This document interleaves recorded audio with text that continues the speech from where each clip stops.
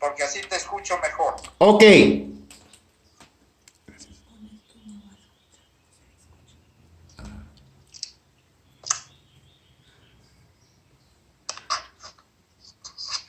¿Puedes hablar ahora? Sí, te oigo muy bien. Ya. Ya. Te repito la pregunta. No, me tengo que quitar los audífonos porque no se han comunicado todavía. He tenido que tenerlos. Mira, la mascarilla que veo que la gente emplea aquí es una mascarilla que nosotros las empleamos en el, ¿cómo te podría decir? En el quirófano y en el hospital, pero es solamente para que la infección que tú tengas o los microbios que tú tengas no pasen al paciente.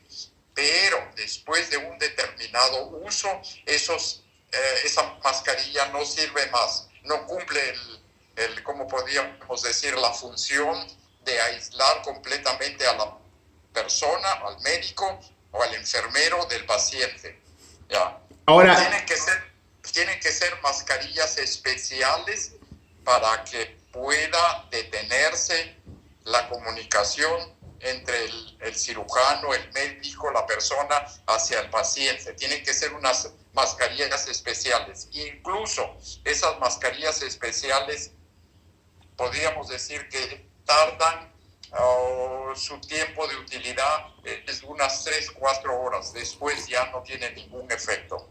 ya, Eso es. eso es un dato muy importante que mucha gente no sabe y yo quería que me confirmes un poco una información que yo he visto por ahí, que es referente a esta mascarilla N95 y según entiendo, el tamaño del virus, en este caso el que estamos disfrutando últimamente, es de aproximadamente 100 nanómetros, mientras que la poricidad, los poros de la mascarilla N95 está en el orden de los micrones, o sea, queriendo decir que el virus es mucho más pequeño que los orificios, los poros de esta mascarilla, y eso me da a entender que en un caso viral esta mascarilla es pura finta, no cumple ninguna función real.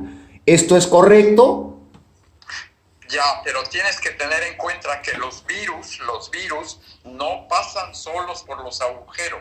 Los virus pasan en conjunto con la saliva, con las, ¿cómo podría decirte? Con las bolitas de saliva que la persona echa por la boca o por la nariz cuando habla, cuando escupe o cuando tose o cuando estornuda. O sea que el virus no va a pasar solo, no va a servir de pasaje por esos agujeritos. Los agujeros pueden detener hasta cierto punto esas bolitas que nosotros echamos con la, ¿cómo podría decirte? Con el tos o con el estornudo o simplemente al hablar. Porque el virus no pasa solo, pues, o sea, pasa en conjunto con esas bolitas. Entiendo, ¿Entiendes? claro, entiendo. Tiene un medio de transmisión, lo cual es directamente me lleva a la siguiente pregunta, que es un poco genérica. Eh, Mi pregunta es si hay tipos de virus, porque cuando uno ve, por ejemplo, estas escenas de casos virales y ve un traje completo, completamente cerrado, con presión positiva, ¿no? Estás totalmente aislado, ¿no? En un laboratorio viral. Entonces, da a entender que la protección de ciertos virus tiene que ser absoluta y no se restringe a una mascarilla. Entonces, tú me estás confirmando algo que es más o menos lógico, que el virus viaja en estas bolitas de saliva. Y mi pregunta es, ¿hay otro tipo de virus para los cuales se requiere esta protección completa que están, por así decirlo, flotando en el aire solos? ¿Es correcto esto o es puro Hollywood?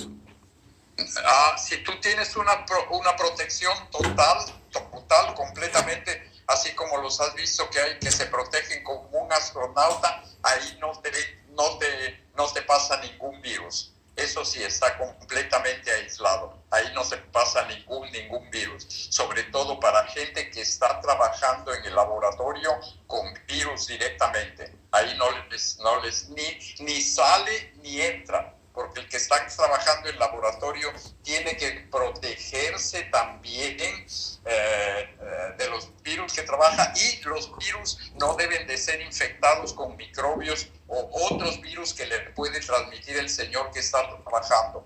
O sea, ese uniforme que tienes, que tú has visto como un astronauta, sí, digamos, lo aísla completamente. Por ahí no pasa nada. Y mi pregunta es, en este caso, ese uniforme de astronauta en realidad no es necesario, porque este virus, como ya nos explicaste, se mueve con un medio, ¿no? Con las bolitas de saliva. Entonces, sería innecesario, es correcto, ¿no es cierto? Ya sería innecesario para nosotros como persona, porque no podrías moverte muy bien con ese aparatoste. Me parece que a mí la única forma de no transmitir el virus es quedarte en tu casa completamente encerrado, porque con esas mascarillas, a excepción de que sea una mascarilla especial, sí te pueden proteger por unas 3-4 horas. Después ya no son inservibles. La única forma de protegerse es quedarse en su casa, nada más. Ahora, o sea, cuando tú te quedas en tu casa, solamente tienes la posibilidad de infectar a un vecino o a la persona que vive contigo, a un niño que está en contacto contigo. O sea, la infección sería de 1 a 1. Pero si tú sales a la calle y estás en contacto con otra gente, infectas a más de 4, 5, 6 personas, que ese infectará a otras 4 o 5 personas. O sea, la única forma que existe es quedarse en su casa, encerrado. Ahora, esta medida de aislamiento a largo plazo, sin llegar a las implicaciones económicas que puede tener, desde el punto de vista estrictamente de salud, ¿qué implicaciones tiene una cuarentena prolongada? ¿Qué tanto afecta el sistema inmunológico que convive con otras bacterias, otros virus cada día y los necesita para mantenerse activo como sistema inmunológico? ¿Hay alguna repercusión a largo plazo de una cuarentena prolongada? Sí, tienes tú mucho de negatividad. Lo que me acabas de decir es bastante bien, ¿cómo te puedo decir? Positivo, en el sentido de que si tú estás aislado, vas perdiendo poco a poco la inmunidad que tú tienes la inmunidad que uno recibe o que su organismo produce por estar en contacto con otras bacterias. Pero la gran positividad, digamos, del aislamiento es que sería para poder disminuir la contaminación de este coronavirus. ¿Me entiendes? Claro. Es la única forma de poder disminuir. Tiene muchas cosas negativas, incluso problemas psicológicos y bla, bla. Pero es la única forma de poder combatir al virus. O sea, estar 4, 5, 6, 10 semanas casi aislado y poco a poco ir ablandando este aislamiento, pero no hay otra forma de combatirlo. No existe porque no existe hasta ahora la vacuna. Ahora, siguiendo con la misma línea, digamos, ¿no? En este tema de la curva, cuando se instauran las medidas, ¿no? Se instauran al principio del ascenso de la curva de contagio. Y ahora que se van a relajar esas medidas, el punto en la curva es mucho más elevado que lo que era en un principio. Entonces, aparentemente, no tiene mucho sentido, después de haber debilitado el sistema inmunológico durante 40 días o más, soltar a la población con un sistema inmunológico debilitado en una situación viral mucho más elevada que la que era originalmente, porque ahora hay más gente que hace un mes contagiada con el virus. Esto me indica dos cosas, que o las medidas van a disparar por la culata o que no se están tomando muy en serio y en realidad no estamos hablando de 2 meses, sino probablemente de 6 meses o más tiempo de cuarentena hasta que esa curva realmente se aplane. ¿Esto es correcto?